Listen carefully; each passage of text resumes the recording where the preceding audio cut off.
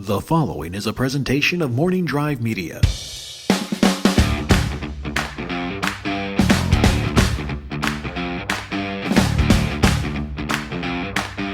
Broadcasting from beautiful Burbank, California, this is Life Ranked on the Napzok Files podcast feed. The concept of the show is pretty simple. We got a topic, I got a guest, and we're going to ask them to give 5 things, 5 reasons, 5 answers to support the topic. It's Life Ranked. That's how it works. So with me is a wonderful guest you just recently heard on the Napzok Files, proper sit-down, whiskey-in-hand interview. It is producer Owen Mugen. How are you? I'm good, Ken. How you doing? I'm doing spectacular. I'm glad to be back. I like talking to you. I like talking to you. This I is like great. talking to you. And I like talking to you with headphones and microphones on. Yep. We should do more of this. It is. It's the sound of our dulcet tones. Yes, absolutely. It's 5:45 here in the morning. We're going to Owen with a check of the weather. I want to talk about Saturday Night Live with you. All right. You were a producer of a great documentary called Live from New York, made about 2014? 2015. Yep. Covers the 40th year of SNL, but also the history, this and that. I'm a big Saturday Night Live You guy. sure are. And you grew up a Saturday Night Live fan. You knew all about it. You know the importance. You know the history. Yep. So as someone who has had amazing access, it's not necessarily easy to get access from an outsider point of view, and your production did. Yeah. As I mentioned the last time we were together, our executive producer, JL Pomeroy, she leveraged a very thin relationship with Lorne Michaels, just having met at a thing she produced, into full access. I mean, we got in there. We spent more than 12 weeks, at 30 Rock, interviewing all these people, just being there for dress rehearsals, being there for live show nights, being there for all of it, being there for meetings, being up there on the 17th floor with the writers as they're crafting it, at 2, 3 in the morning. Yeah, it was amazing. Love it. Yeah. Fascinating stuff. So what I love discussing Saturday Night Live, and there's a lot of people in my life that I could pull them in, and we could do hours on this show. Oh yeah, SNL historians. But I want to ask you, what are your this is the definitive list for all of history. Oh, damn it. The 5 best Saturday Night Live cast members. Now, they could be underrated cast members. They could be because of cultural impact. They could just be the biggest stars of the biggest stars. But I want to know, in their time on SNL, and I'm sure after might factor into it, your 5, working 5 to 1, but we're going to discuss it. Ooh, 5 I have to 1. 5 to 1. I have some of my answers. On my show, Star Wars Ranked, I go a little bit more number 5. We're just going to have a discussion here with your 5 choices and go from there. Do you think you're up to it? I think I'm up to it. Do you need some more whiskey? I think I may.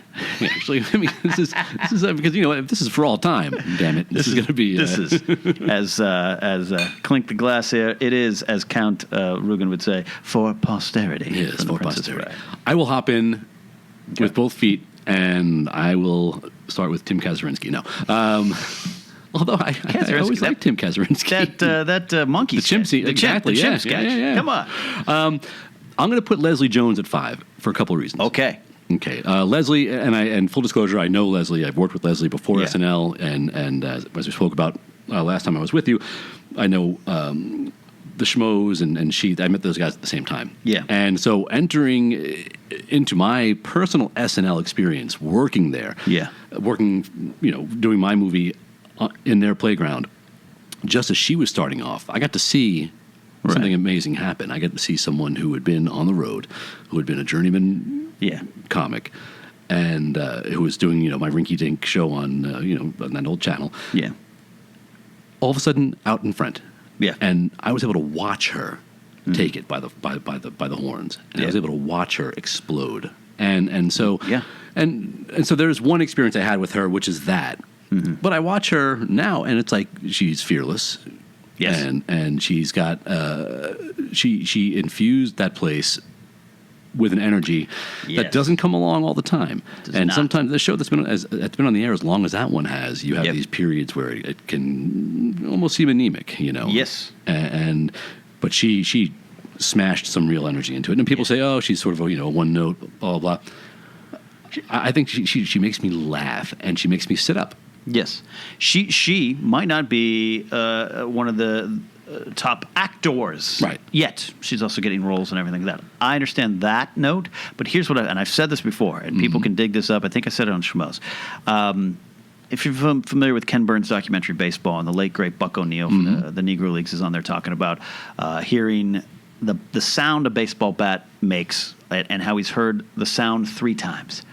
It was like Babe Ruth, Josh Gibson, and Bo Jackson.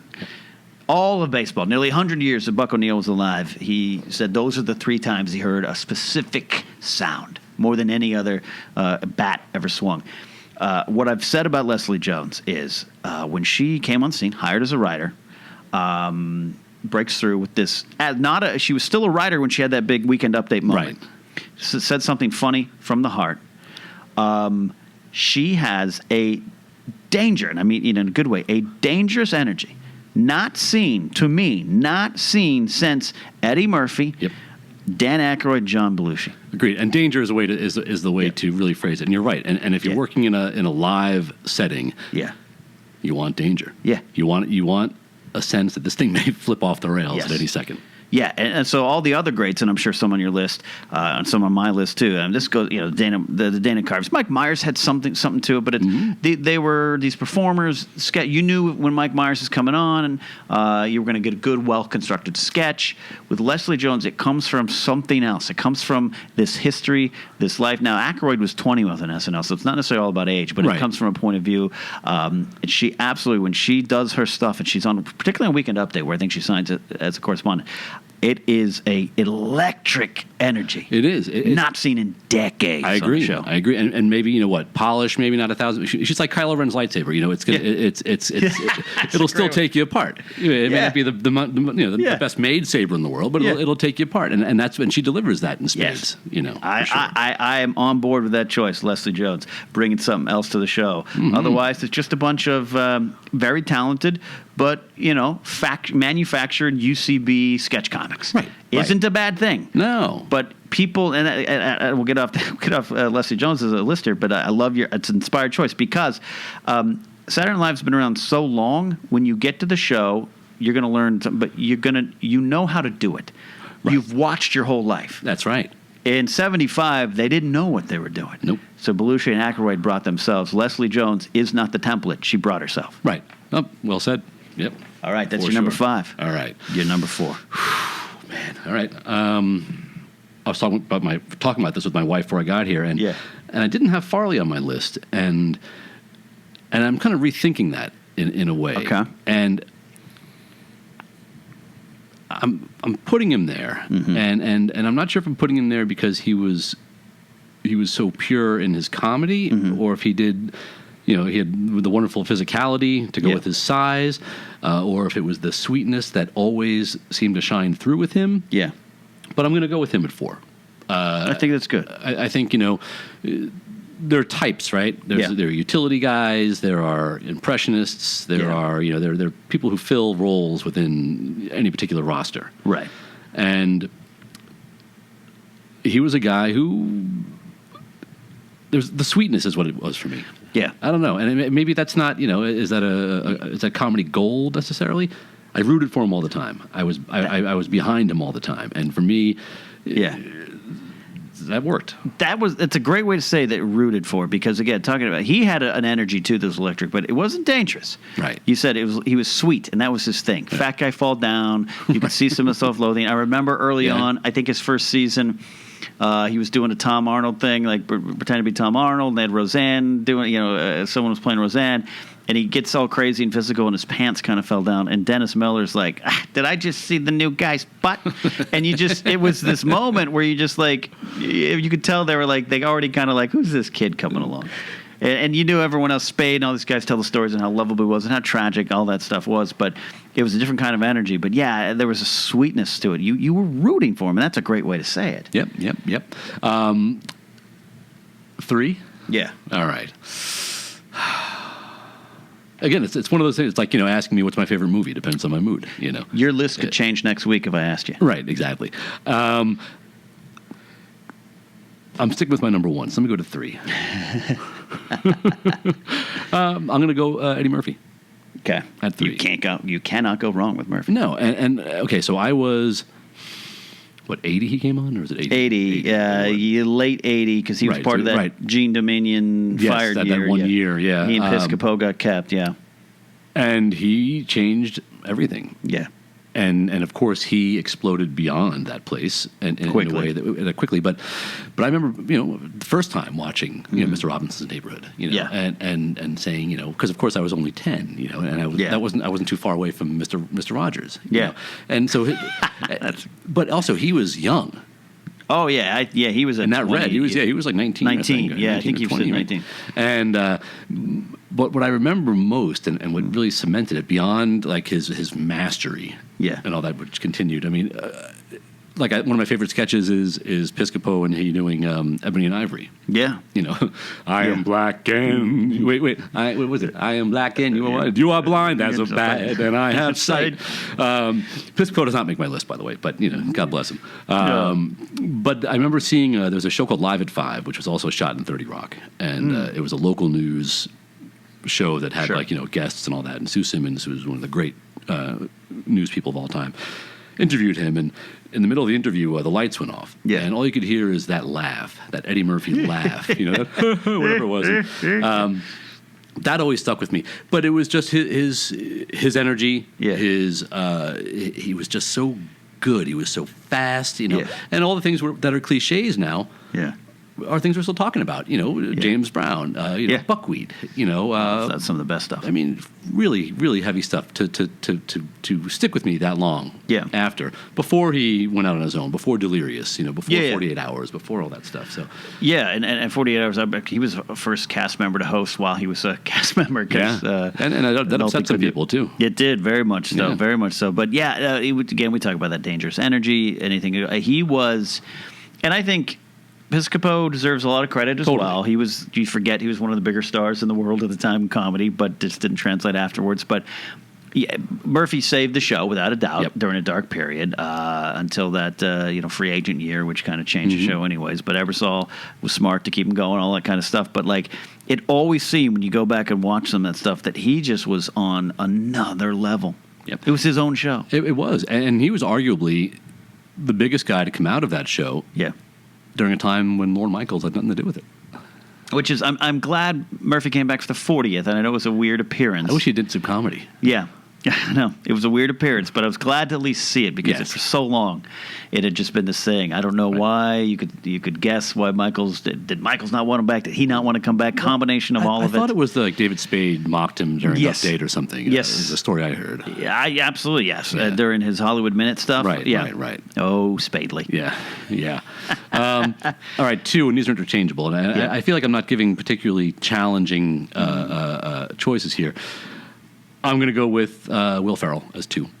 Yeah, okay. Yeah, utility man par excellence. He was deeply in it during 9/11 and during the Bush years, and he did some indelible stuff. But he was just so damn funny, It's like, and he had he was able to channel anger beneath. Suburban anger. Yes, suburban anger. Yeah. Wait, what was that like? There was a barbecue one, and it just began. That's his first sketch. Right. That's his first sketch. Awesome. And he used to do that at the Groundlings, but that was his first sketch. Yeah. Get off that shed. Right. Exactly. And so he's almost. I think he's not run his course, but he's not shining as brightly for me in a lot of ways now. Yeah, down I think he sort of peaked with Old School, and which is 2003, I guess. Right? But you look at that show, and Jackie, my wife, and I were watching his best of not long ago, and it was just hit after hit after hit after hit, and it was like he always at least hit a double, Always. And your eyes are always on him. Right. He's such a nice guy, a different kind of energy. Energy is key. I'm going to keep saying that word because you have to pop off that screen. And he absolutely did. And that first year, there were so many things being thrown at the wall. That 95 season, SNL was so close to being canceled. Yeah. So I think him and Sherry O'Terry come in and bring a safe energy. It was a safe energy, but a crazy comedy style. Will Ferrell's kind of got that obtuse, weird humor too. Yeah. But middle America fell for him. Absolutely. My number 1 is probably not going to. Do you want to guess?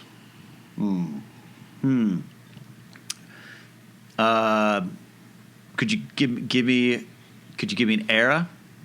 I'll say Bill Murray. No. interesting. It could have been. It's Hartman.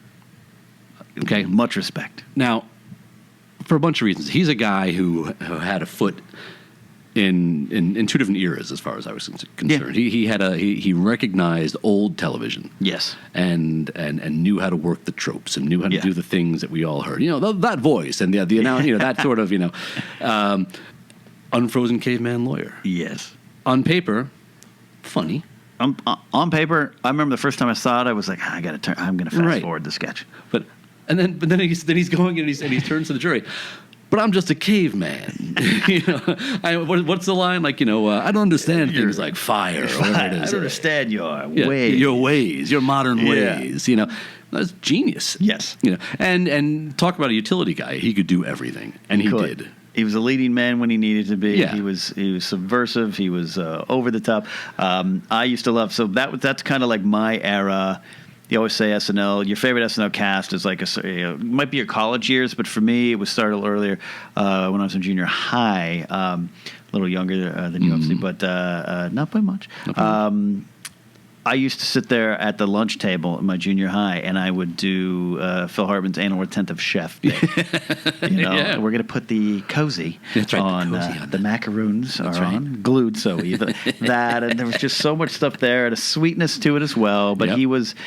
And again, someone, we talked about it a little bit when you were on the Napzok Files for the interview portion here, just like, talk about starting late. He had a graphic design career. Right. Design rock albums. Right. Working out there in L.A. Which is crazy. Yeah, crazy to think about. And then, starts going to the groundlings when it's just kind of forming up after the initial period of Gary Austin. And then he was the father figure there to a lot of people, the older brother and kind of the guy who already owned his own car and like all that.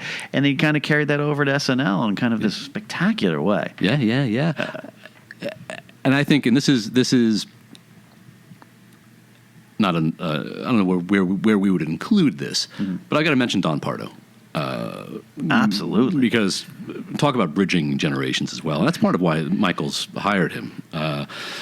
Oh, really? Yeah, that makes sense. Yeah. Well, he was a known quantity, and he was sort of there. But like, listen to. I mean, he's still to me the voice of the place. He's as much that show as is the Howard Shore music. Yes. And to hear him, and everyone I spoke to 201, he died in the middle of production of our film, and I'd asked everyone regardless, everyone that I interviewed, cast members or hosts, right? What was it like hearing that man say your name, right? And everyone was like, it made everything real. Fred Armisen said, his mother used to love him from Jeopardy. And then his mom, and how his mom freaked, when she heard this man say her boy's name on television. The Jeopardy guys say it. Yeah, and old school Jeopardy. And there's a clip that we use in the documentary where he's essentially performing with Frank Zappa. Yeah. And it's like, it's great, and it's out of its mind, and it's an old kind of radio broadcast guy with Zappa. But he got it, and so he to me needs an honorable mention. He got it is a great phrase about Don Pardo, because the SNL was started in large part to take down the establishment, to take down TV as it was at the time, which sometimes was what I think SNL, when it's at its worst in the last decade, and I am one of the people who always have faith in each week. Mm-hmm. A bad show can be followed by a great show. I don't think SNL sucks. Is Saturday Night Live dead? It's never been true. Right. But Pardo got he was that, like you said, the bridge in the gap, but he got what the young kids were doing, and I think that was key. Absolutely. I think it's a very big part of it. Yeah. And for me also, as a New Yorker growing up, his voice was also the voice of our local NBC affiliate. Was it? Yeah, so we heard him all the time, and that was a great thing about it. He would, walk down and do whatever he did in 8H, and they'd walk down to, News 4 New York and do the announcing there, and it's like there he was, Pardo everywhere. I'll tell you, I mean, my two childhood dreams that have not come true, at least yet. One of them has a better chance of coming true still. Killing a unicorn? No, killing a unicorn. Either I wanted to be the starting catcher for the New York Yankees, or I wanted to be weekend update anchor for SNL. More likely to be the starting catcher for the Yankees at this point. But I needed to hear Bob Shepard say my name in Yankee Stadium, and or Don Pardo to announce me on 8H, and what a run Shepard had, huh? Yeah, yeah. 86? Right there. I mean, I love the Derek Jeter to his final at bat. Had a recording of Shepard giving his name out because number 2 shortstop Derek Jeter. Jeter. Number 2.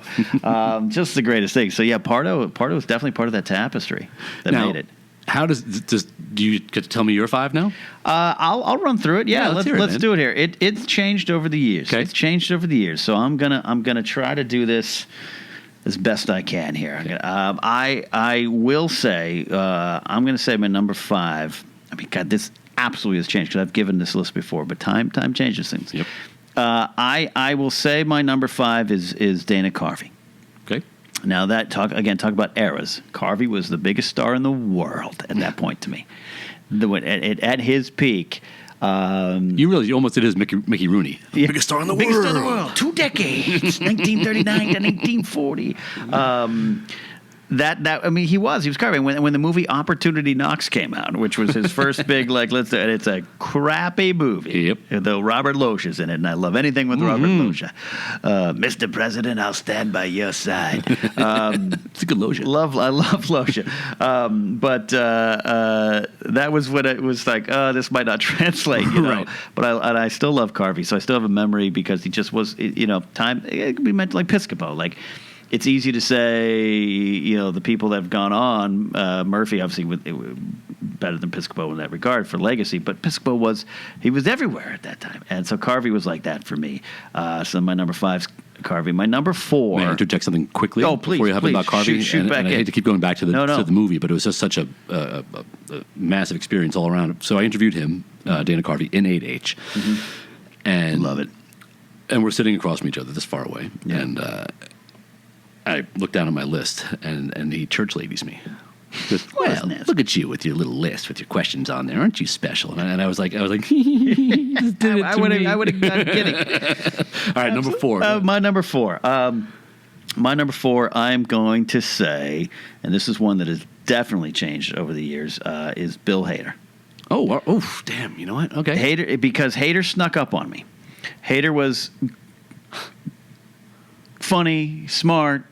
His voices were good, impersonations were good, and impersonations can kind of go by. But then he talk about utility player who became a star. He just was one of those ones that anytime, much like a little bit like Will Ferrell to me, this suburbanite kind of style that you could easily say was tame, but to come on and do Stefan.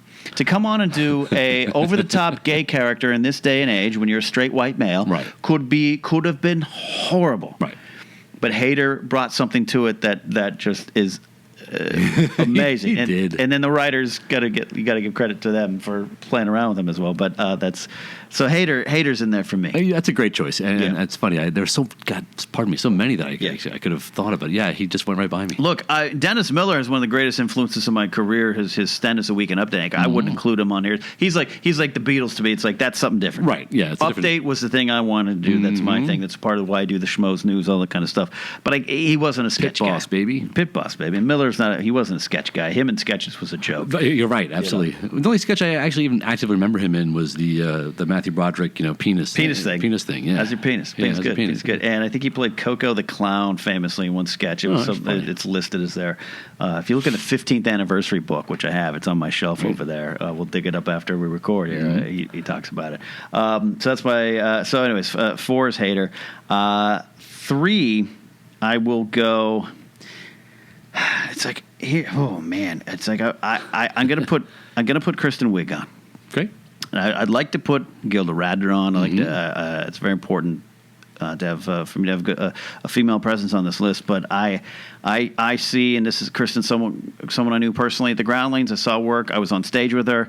Wow. Kristen I wrote sketches with her, and it was in the middle of one of my sketches that she was performing and got a huge laugh on a line. I was like, I'm in a league far below her. Right. So I think what she did, she brought an acting style to a sketch show, which is what the Groundlings was teaching at the time. It was about acting first, and I think as you know, Tina Fey deserves a big place, but her contributions have a lot more to do with writing, I think, than performing. Right. I think Kristen brought some legitimacy to it, and to transition into a movie star out of it as well is important. But I think. In this modern era of giving women front and center shot, I think Kristen was the first one to really break through in that regard. Tina Fey changed the show in a lot of ways, and as did Amy Poehler. I could put them on the list, but I think there's something about, and I'm just maybe connected to her as an old school fan, back watching doing sketches in 2000, that I just think she was an anchor to a quiet leader. I agree. I think, and pound for pound, you look at her, I mean, just what she would do week after week, and the variety and the great energy that went with it. I agree. I think it's a great choice. And there's some characters. She had some similarities to some of her characters. I heard some of those critiques as well. But it's like, she did the Target lady, but then remember her and Sudeikis did the a-hole sketches. I thought about the a-hole couple the other day for some reason. I think because I ran into a a-hole couple on the street, and that was terrific. And I think it's no small feat that her send-off was one of the more heartfelt. Fourth wall breaking send-offs that caused Lorne Michaels to come out and dance with her. Right. Lorne hasn't done that for a lot of people. That is very true. Yeah. That is very true. It's a good point. A lot of people there. She's tremendous. So my number 2 is Bill Murray. Okay. Bill Murray was the first. It's the first time that the show proved it could regenerate itself, because how do you lose Chevy Chase and it's still going? Chevy Chase was the star of the first season. He was the star that took over America, simply because he was good. Right. I can't take that away from Chevy. His career has gone different time. It's gone up and down. I loved him on Community, but then Chevy's a difficult person. He's got a reputation that harms him sometimes. Yes, absolutely, with good reason for some of it. But I'm not there. Right. I'm not there. But he's like he said it simple. I said my name every week. The Lorne Michaels didn't believe in the Walter Crankcase School of Comedy. You say your name. You're Chevy Chase, and you're not. I'm Chevy Chase, and you're not. So that helped. But so to lose that guy a week or two into the second season, so he can go off and chase his girlfriend and go chase Hollywood success, and to have Bill Murray come in, struggle, and then prove, nope, you're going to forget about that other guy. Right. I'm here now, and that proved the show had staying power beyond the first cast. That's a great way to contextualize it too. Right. It's interesting. One thing Chase said about I call him Chevy because we're both in showbiz. In the interview in the movie, he said that part of this spirit that filled him, this countercultural thing, was when they had a TV growing up, his grandfather would walk past it and look at the TV and go, "You lie." And he was like, "All right, time to destroy television." And that's what the first 5 years of SNL were about. Yeah. It was absolutely about that. Yeah. They the first 5 years, and it's killing me. I can't remember the last name of the guy, Keith, who's one of the set designers. He's been there since 81. He said for the first 5 or so years, SNL was ahead of the culture. Yes. And then it began to follow the culture, which is an interesting observation. It became the culture. It became a marketing machine. It became this. It became that. It became how to build movie stars. Right. And that's why I say, at no fault of their own, the cast members that might come on now, you have most of the cast members now, we're getting to the point, will be younger than the show. Exactly. And I think you come on and you know how to do it. It's like you've seen Spinal Tap enough to know how to be a rock band. Right.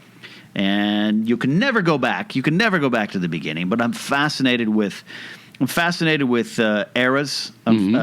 So the Sunset Strip during the '60s, when my late uncle Nick used to tell me of seeing the Doors as a house band at the Whiskey before they released their first album. Right. And they used to walk on the street and run into Mike Love and Brian Wilson. I'm fascinated by that. I'm fascinated by stand-up in certain eras. And SNL, the first 5 years, as fascinating as it is and continues to be, those first 5 years were fantastic. And Bill Murray's part of that to me. Big time. And brings that attitude. His energy was different, but he brought an attitude that was very much of the show. Without a doubt. Yeah, no, he definitely had an attitude that was, I would say, like Dennis Miller may have taken a cue. Yeah. So my number one. All right, let's hear it. There's a lot on this list. And I'll say who I sometimes would consider picking, but I don't. And he's probably number 6 honorable mention is Mike Myers. Okay. Again, of my era. Right. So you can on the shelf there, I have both copies of Wayne's World, and next to it is the Wayne's World book released in 1992. Oh my gosh! Was it the novelization? No, Did Alan Dean Foster write it? It's before the movie came out. It's a little comedy book, and one of my favorite things in it is it's because it's like written from the point of view of Wayne and Garth. Right.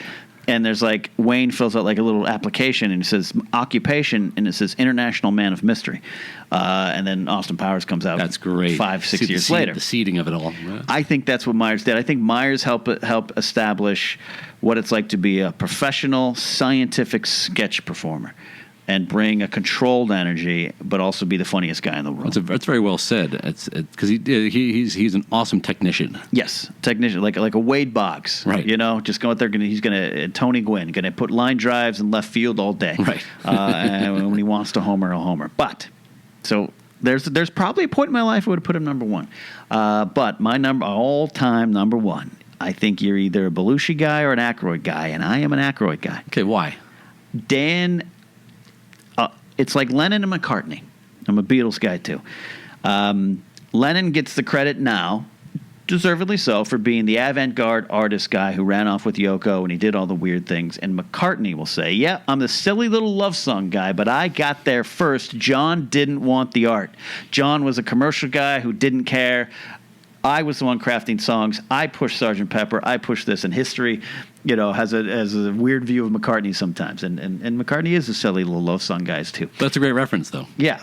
Aykroyd, they were the bully boys of comedy. Right. They were a team.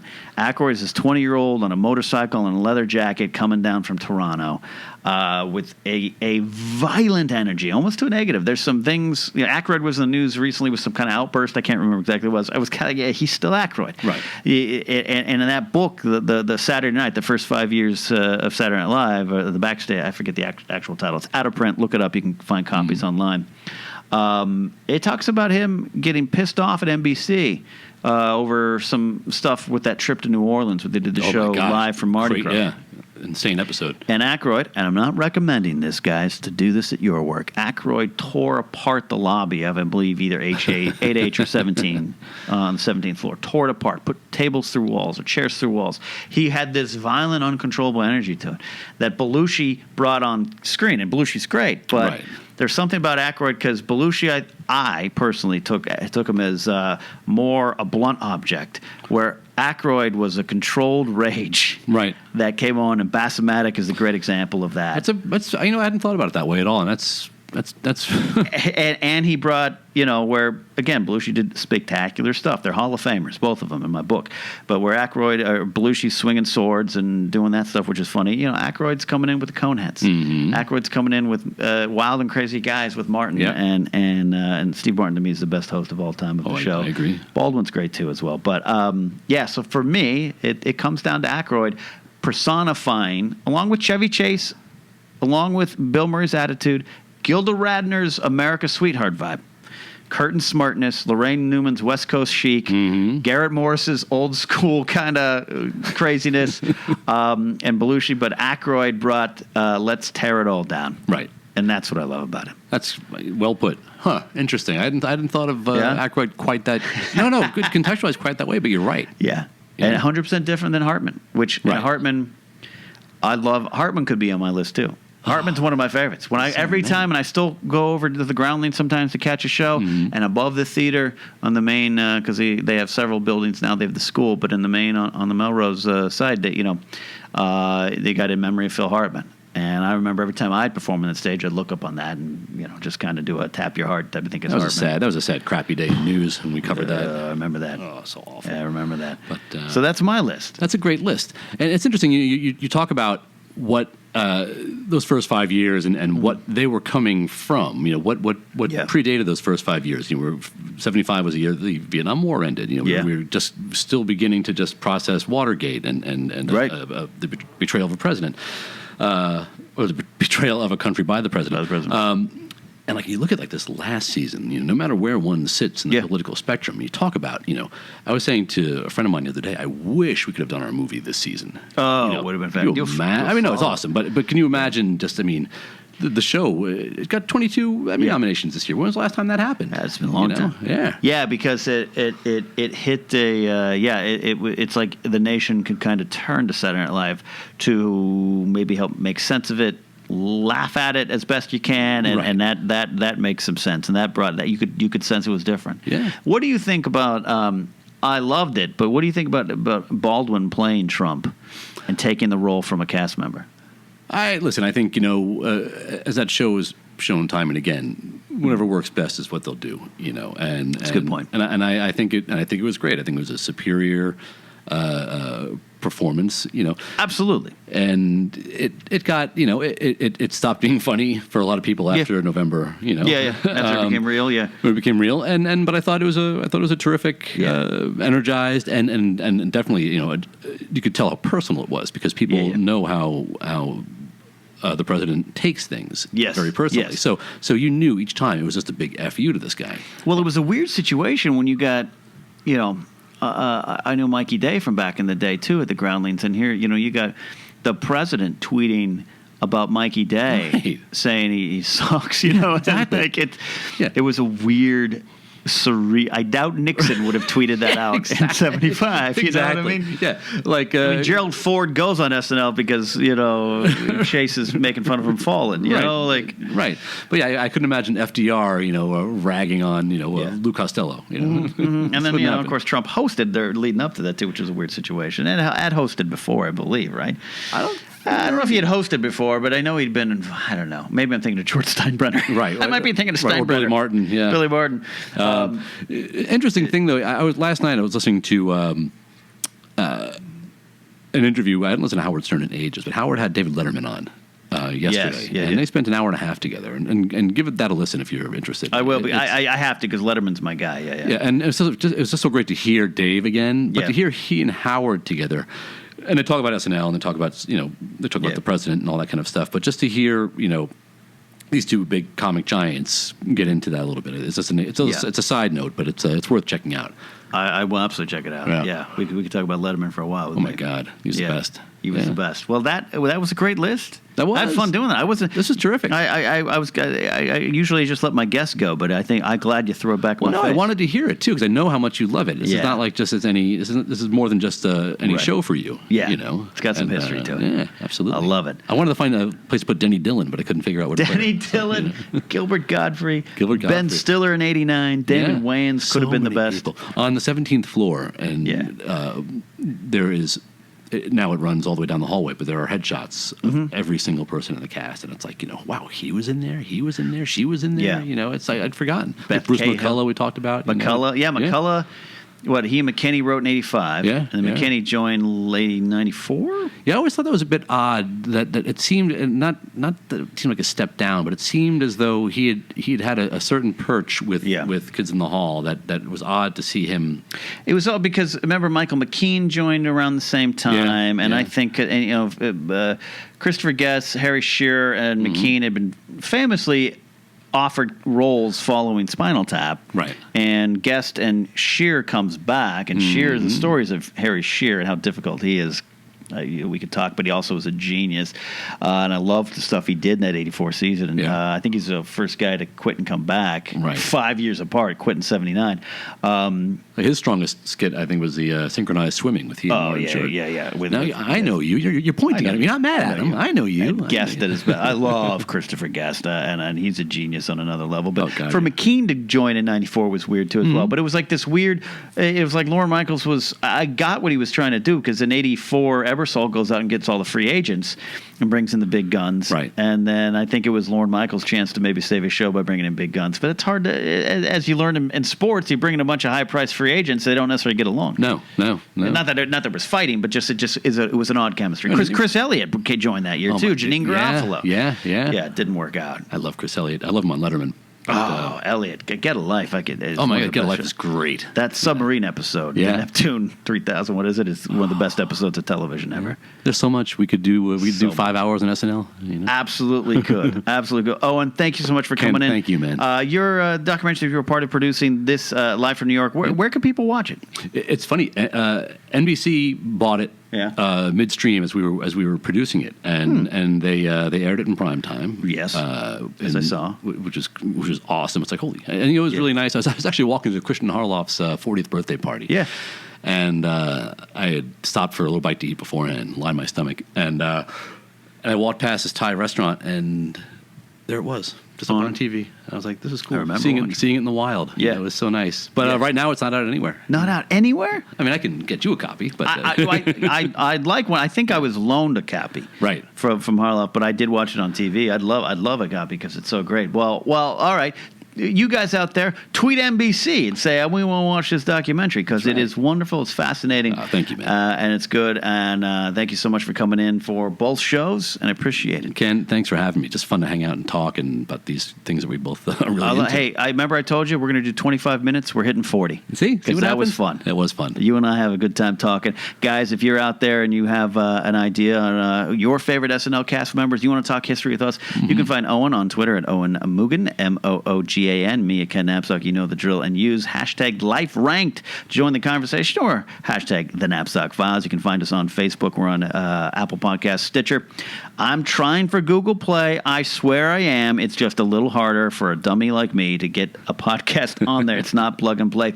We do have a Patreon page, patreon.com/NapzokFiles, if you want to support. Special stuff on there with special episodes each month and bonus interviews. So that is it for all the great heroes of Saturday Night Live, past, present, and future. And for Owen, that is it. We'll see you next time. Life has been ranked.